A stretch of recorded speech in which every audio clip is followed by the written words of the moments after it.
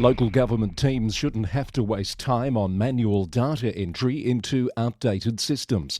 With Symphony 3 Smart Glue, you don't have to. You can automate repetitive tasks, eliminate double handling, and connect legacy systems with ease. Smart Glue helps councils streamline operations, reduce errors, and deliver better services without replacing your existing systems. It's time to build smarter, more connected local governments. Learn more at www.symphony3.com. Symphony 3, supporters of the Local Government News Roundup.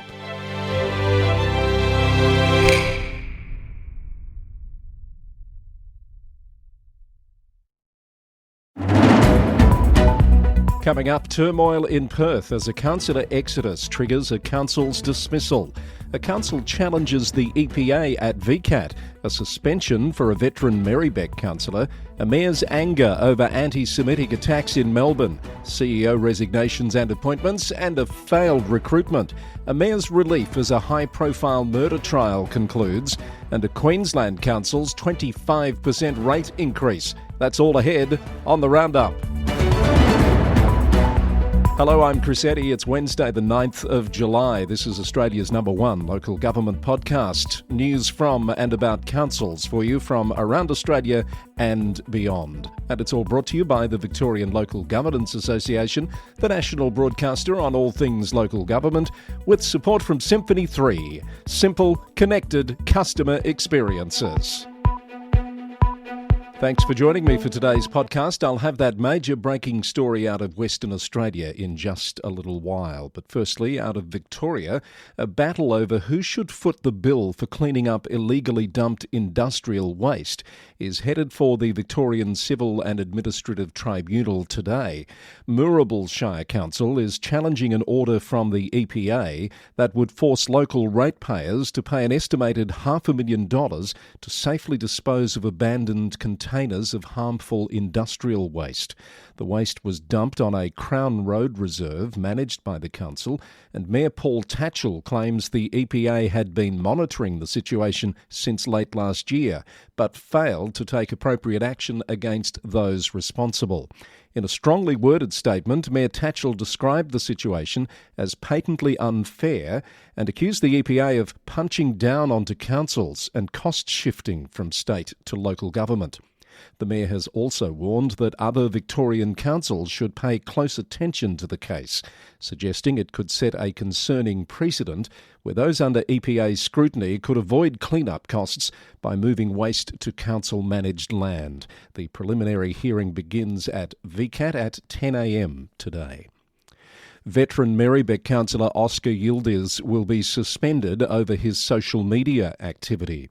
The suspension comes after he liked Facebook comments that were critical of fellow councillors and the council itself.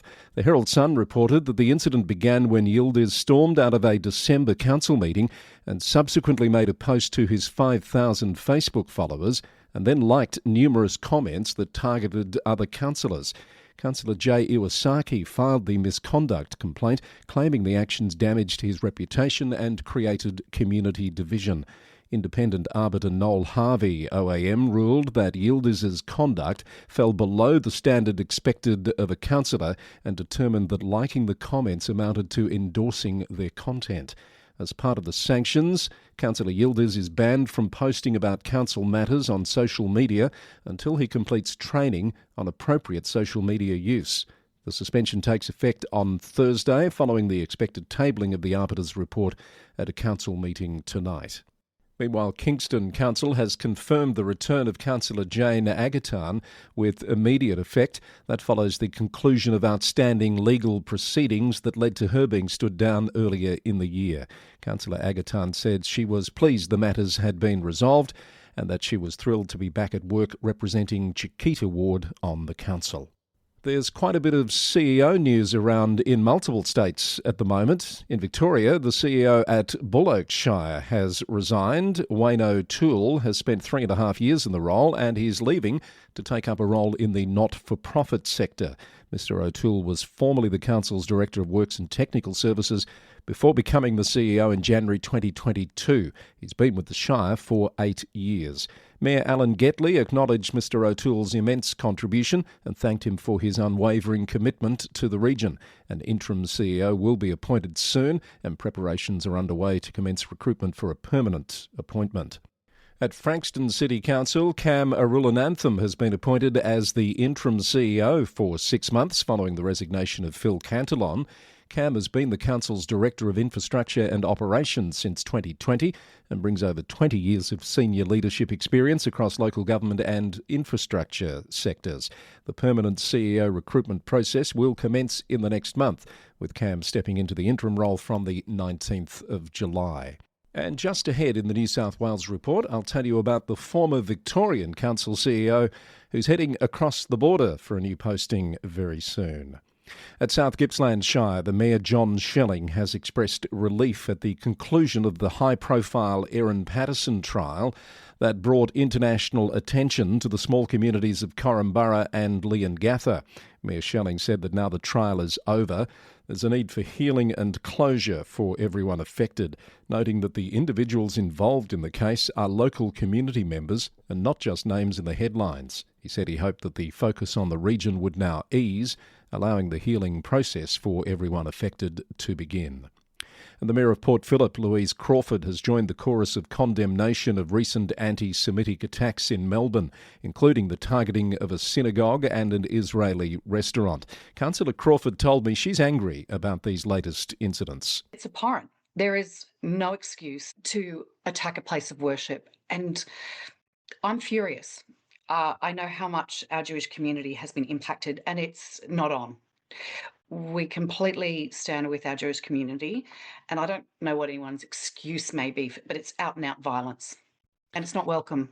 Our community is still reeling. Can I just tell you, it wasn't that long ago, December last year, that it happened so close, and this again. Councillor Crawford said she's reached out to Melbourne Lord Mayor Nicholas Rees and extended an offer of support. I asked her what that support could entail. I know that we were on the ground really trying to help particularly Adass Israel Synagogue with their rebuild. So we're really looking at also how do we do precinct planning to be more structurally and safe, make it a safer rebuild. Look, that's a really good question, Chris, and I don't think I know all the answers to that. Now, there is a conference on anti-Semitism for councillors happening in about a month or two, and I know that we've got a few councillors, we're trying to work out who's going. I think they might have some suggestions of more practical things. If people have ideas, we want to hear them because we want the community to know we have their backs. But yes, it's not an easy thing to say, we just do this and it solves the problem. But we want to do whatever we can. And Councillor Crawford has welcomed the announcement by the Premier of an anti-hate task force and hopes to be part of that process. I think it's important. I think really the time is to stand up and say enough. I'm hoping that we might get linked in on that too, given that we have been, had the same kind of incidents occur here. That's Louise Crawford, the Mayor of the city of Port Phillip. The Combat Anti-Semitism movement is holding a summit for mayors on how councils can address ethnic and religiously motivated intolerance in their communities. That summit will be held on the Gold Coast in September. Briefly, in other news, tickets are on sale for the MAV's annual conference themed The Future is Local and to be held at the Park Hyatt Melbourne on the 9th of October. The program will break from traditional formats, offering delegates a choose-their-own-adventure experience before coming together at key points. The Bairnsdale Information Centre is relocating to East Gippsland Shire Council's corporate centre later this year. The service will transition to weekday-only hours while introducing a new mobile visitor information service. Baw Baw Shire has secured $1.4 million in state government funding to build a new pavilion at Western Park Oval 2 and a pump track at Burke Street Park in Warragul. The projects aim to create inclusive spaces that promote physical activity, community engagement and well-being. And Latrobe City Council has endorsed a new advocacy strategy to guide engagement with the state government. A central feature is a planned delegation to State Parliament this month to advocate for critical local initiatives. It's the Local Government News Roundup for Wednesday the 9th of July. We're going to head across to Western Australia in just a moment, a little bit earlier in our usual format. to look at how the city of Nedlands there is almost literally imploding this week. Details shortly. But let's do the New South Wales report firstly, where the search for a new CEO at Orange City Council has hit a roadblock. Despite attracting over 50 candidates, the council has been unable to secure a replacement for outgoing CEO David Waddell. According to the Central Western Daily, shortlisted candidates presented to councillors at a meeting late last month, but Mayor Tony Miletto has confirmed that the recruitment attempt was unsuccessful, without providing specific reasons for the failure.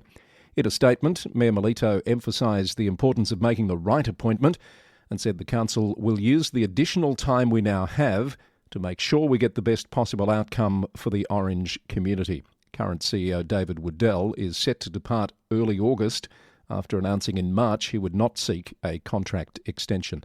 The council will meet again this Friday to discuss appointing an interim CEO and a recommencement of the recruitment process.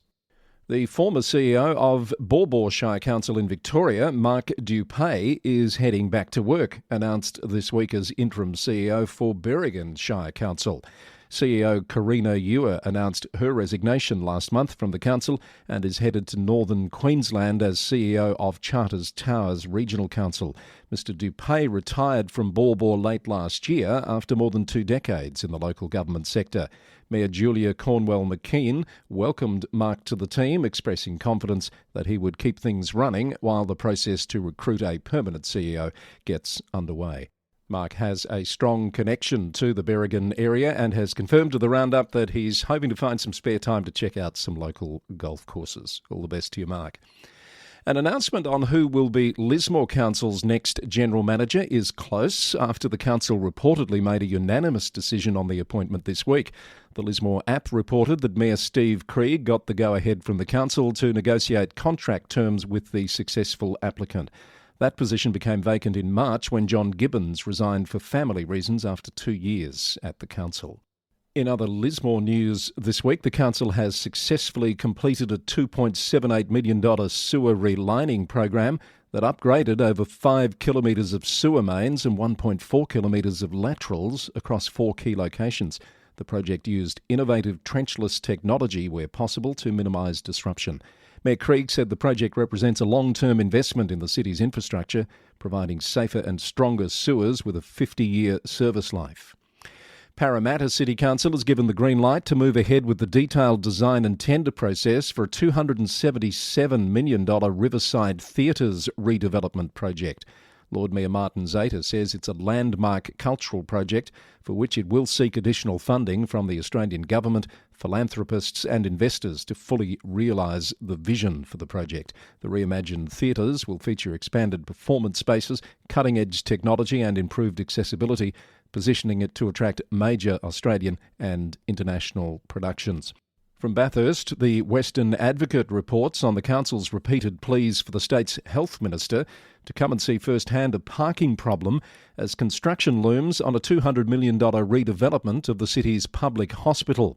Councillors are upset at a perceived snub from Health Minister Ryan Park, who seemingly ignored a previous invitation despite being in nearby Orange.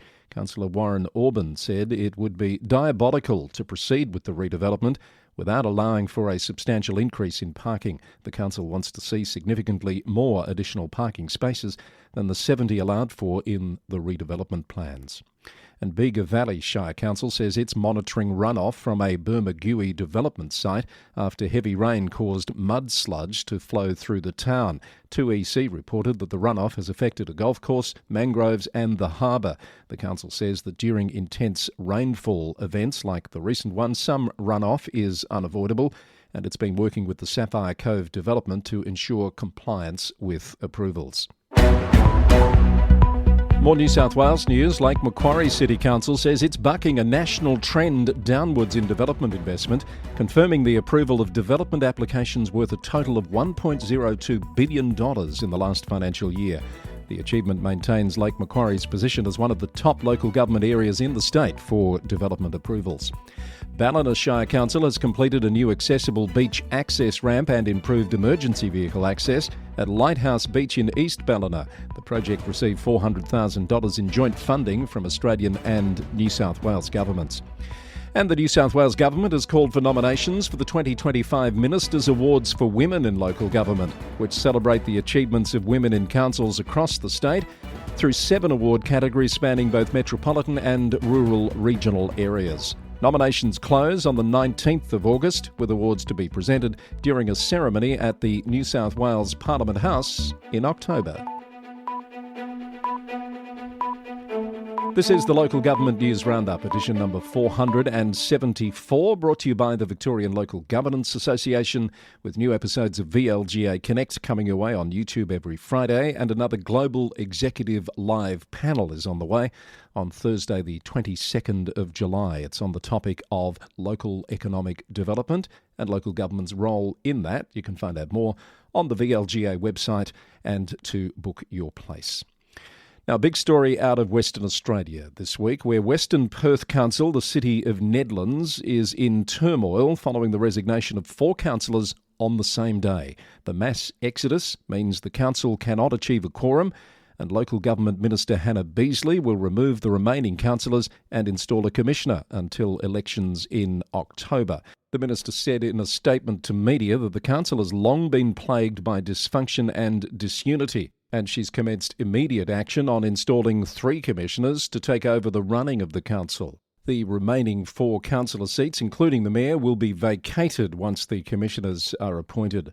So let's have a look at what actually transpired this week. On Monday, long-serving councillor Ben Hodson ended his 2-decade tenure, citing a consistently toxic environment. Councillors Hengama Amiri and Noel Youngman followed shortly thereafter, and by the end of the day, Councillor Fergus Bennett had submitted his resignation, signalling the inevitable intervention from the state government.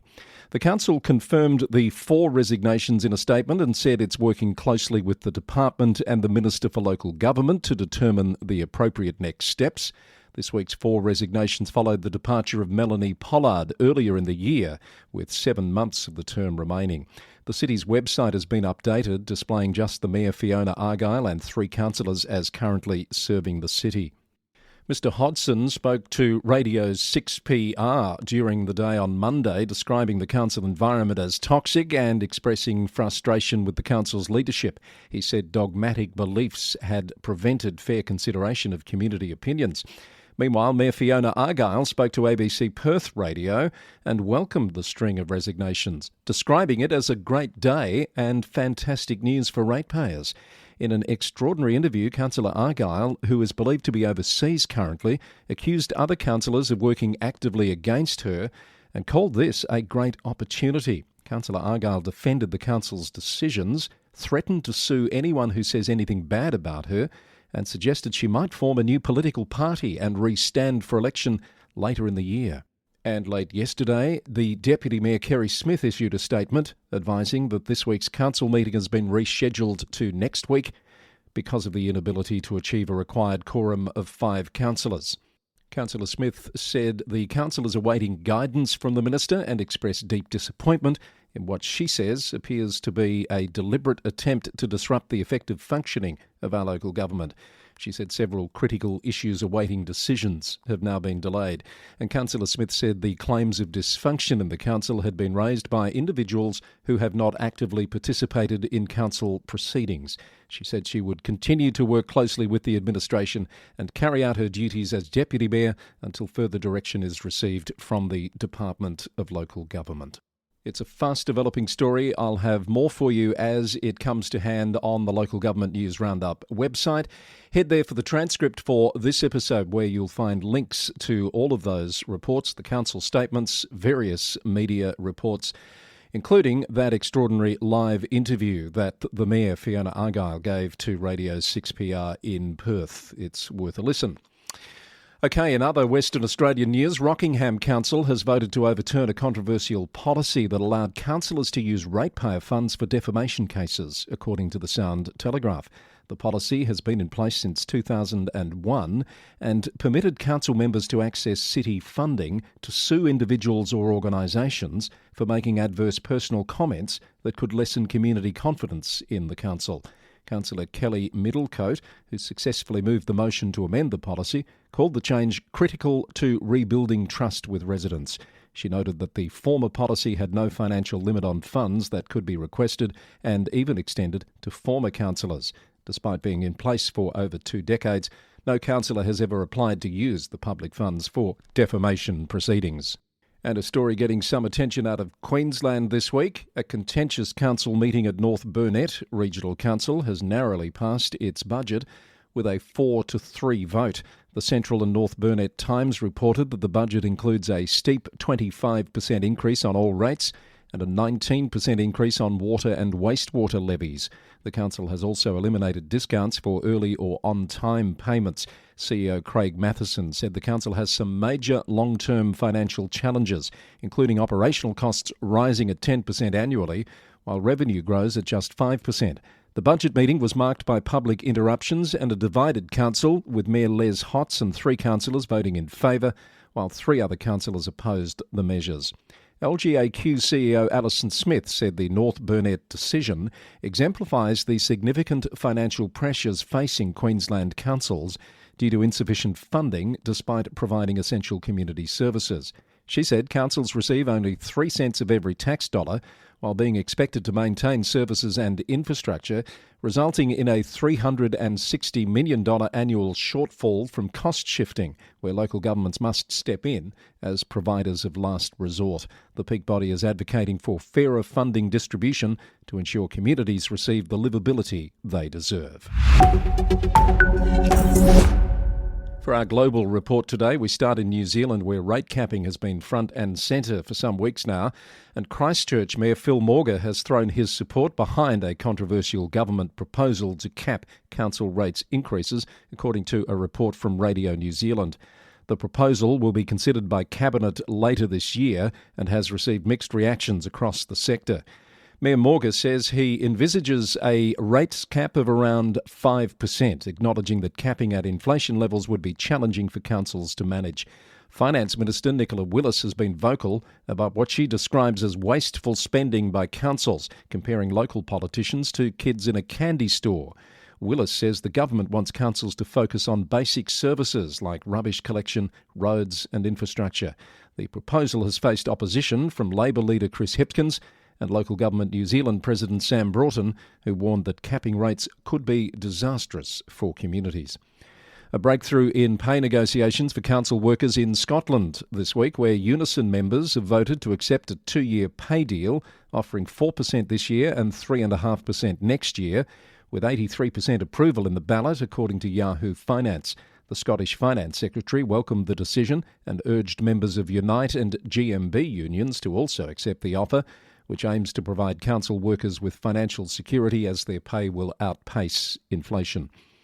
In the US, the Trump administration has filed a lawsuit against the city of Los Angeles, including the mayor Karen Bass, over the city's sanctuary immigration policies. ABC Los Angeles reported that the federal lawsuit claims the city's policies violate the Constitution's supremacy clause by deliberately obstructing federal immigration enforcement efforts. US Attorney Bill Essayli said the city is picking and choosing which federal laws will be enforced, while council members are defending its policies. In response, LA City Councilman Hugo Soto Martinez defended the ordinance, saying, "We refuse to stand by and let Donald Trump deport innocent families." Legal experts have called the lawsuit legally weak, noting that cities aren't required to use their resources for federal immigration enforcement. A curious political drama is unfolding in the small California city of Palmdale. Its mayor, Richard Lower, has been stripped of his title amid mysterious circumstances. Last week, the city attorney asked the councillor to recuse himself from a meeting, citing confidential allegations and a conflict of interest. The council subsequently voted unanimously to remove him from all committee and city assignments pending an investigation. Mr. Lower told NBC Los Angeles that he was shocked at the decision, describing it as a sandbagging. He says he has no idea what they are investigating and speculated that it may be related to recent changes in how the mayor of the city is elected. Despite losing his title and assignments, Lower remains on the city council as an elected member.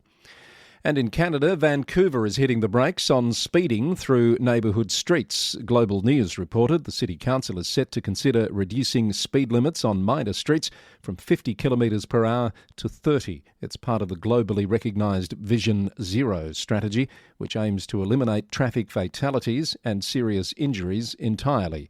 The city plans to implement these changes gradually, starting with 25 neighbourhood slow zones at a cost of around $350,000. The complete citywide rollout over 3 years comes with a price tag of around $14 million. The council is due to vote on the proposal this week. That brings us up to date for the Local Government News Roundup on Wednesday the 9th of July 2025. This has been edition number 474, brought to you by the Victorian Local Governance Association with support from Symphony 3. If you have comments or feedback or story ideas, you can send an email to lgweeklynews@gmail.com or press the send a text button in your podcast player. The Local Government News Roundup is recorded in the city of Greater Geelong, Victoria, on the land of the Wadawurrung people of the Kulin Nation. I'll be back with more news on Friday. Until then, thanks for listening and bye for now.